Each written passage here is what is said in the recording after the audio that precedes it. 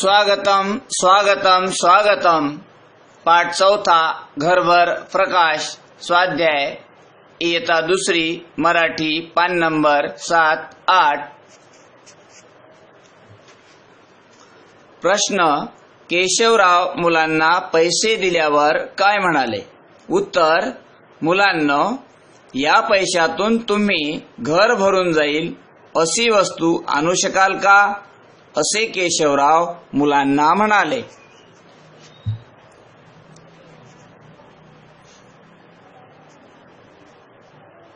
प्रश्न, मुलांना कोणता प्रश्न पडला? उत्तर, घर भरून जाईल एवढी वस्तू कशी आणायची, तेही एवढ्याशा पैशात, हा मुलांना प्रश्न पडला।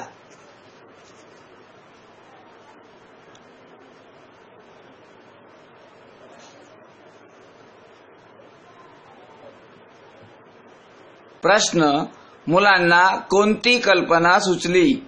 उत्तर, दोघांनी मिळून एक पंती विकत घेतली।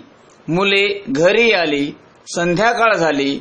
त्यांनी पंतीत तेल घातले, कापसाची वात केली, पंती लावून ठेवली। प्रश्न, केशवरावांना केव्हा आनंद झाला?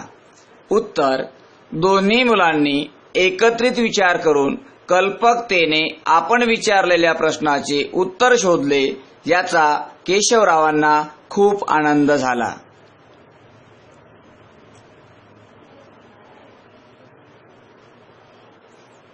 नावे सांगा व लिहा। अ. भरतपूर गावातील शेतकरी केशवराव।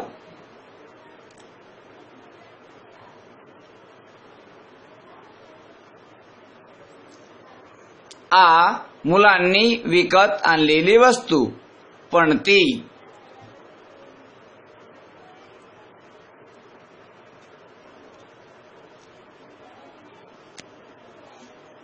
ई. घरभर पसरलेला प्रकाश प्रकाश।